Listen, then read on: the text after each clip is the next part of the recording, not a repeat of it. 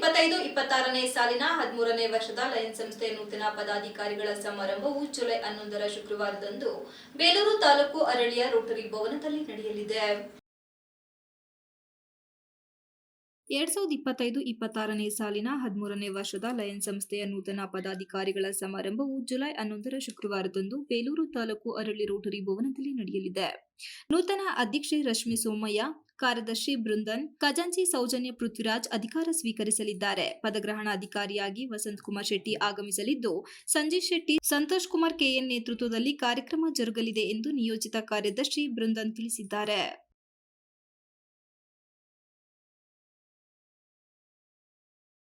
KS Ranjith Kumar, TV 46 news Kannada, Aralli. You are watching TV 46 News Kannada.